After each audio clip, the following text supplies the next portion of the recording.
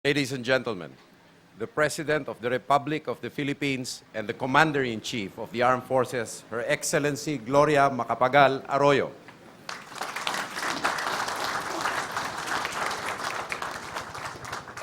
Thank you very much, Secretary Teodoro, for your introduction.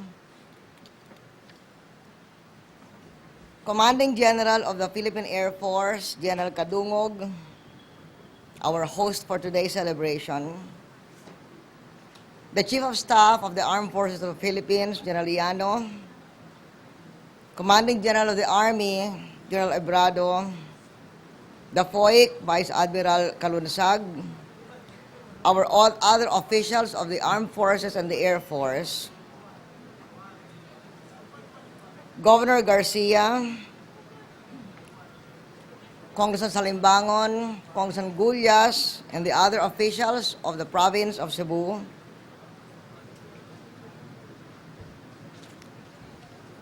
Secretary Remonde and Secretary Esperon and other appointees of our government, our awardees, men and women of the Air Force, ladies and gentlemen, congratulations to the Air Force on your anniversary.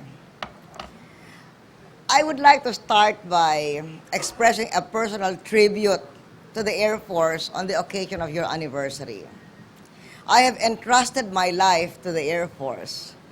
The head of our Presidential Security Group, Brigadier General Celedonio Boquiren, is from the Air Force.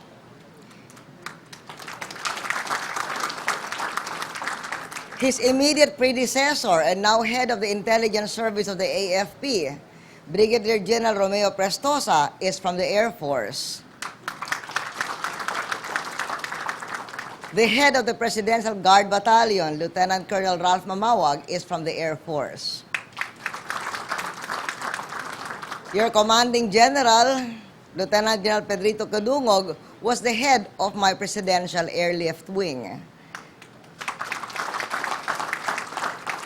Thank you very much, Philippine Air Force, for your care for me and my family.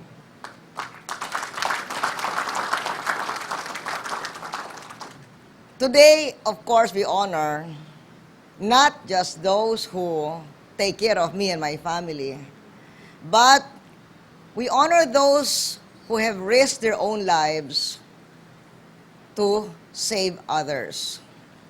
Our Gold Cross awardee won his award in battle, but most of the other awardees are those who have won their awards by saving other people's lives. O incidentally, Troop Commander Gib Tikas Pahinga.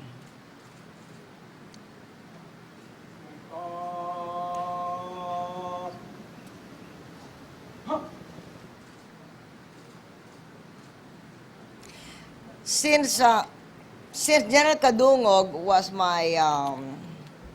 was the head of my Presidential Airlift Wing, I was comfortable enough to ask him on a very short notice to transfer your anniversary celebration to Cebu. Coming on the heels, as he has said, of the terrible tragedy left in the wake of the typhoon and the ferry accident, because we want to focus attention on the heroism of the members of the Philippine Air Force who fly search, rescue, and relief mission out of this base, and to pay our respects to the casualties of the calamity, most of whom are the Cebuano victims of the ferry accident. Dahil balita na ang pagdating ng bagyo ilang oras bago ko umalis patungong Estados Unidos, noong gabing yun, bago ako umalis, pumunta muna ako sa Villamor Airbase upang tiyaking handa ang Air Force tumugon sa pagsaklolo at pagtulong sa taong bayan. At pagbalik sa madaling araw, unang pinuntahan muli ang Villamor Airbase para kumustahin ang mga nagkakarga ng gamit sa C-130 para dalhin sa Panay Island, ang pinaka-nasalantang lugar. 24 hours nagtatrabaho ang Philippine Air Force dito sa kalamidad na ito. Maraming salamat sa inyong lahat.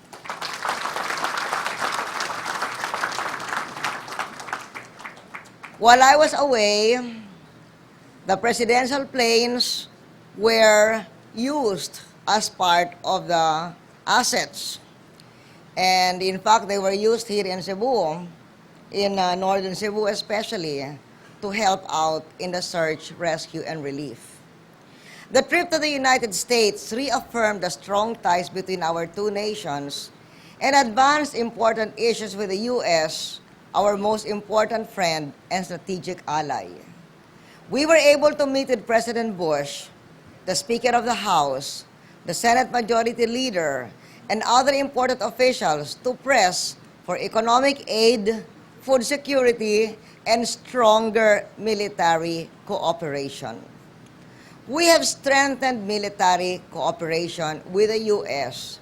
to continuously implement the Philippine Defense Reform Plan, particularly the Capability Upgrade Program. So among other things, we expect more skills upgrading programs for our airmen and other soldiers sponsored by the U.S., on top, of course, of the hard assets.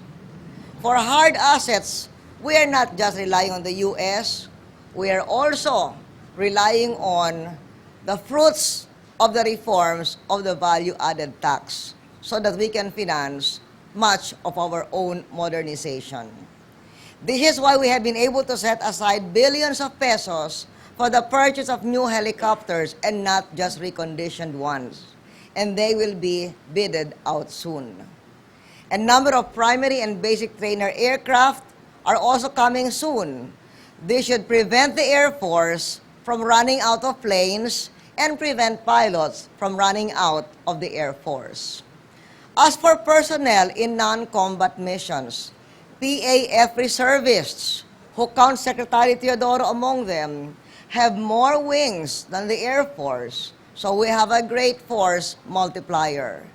They can fly planes for peace, while PAF regulars press on with missions to end conflict. And because we are so appreciative of the work of the Air Force, the work of the armed forces, and the work of all government workers, we have a 10% pay increase for all government employees starting this month, including all AFP personnel.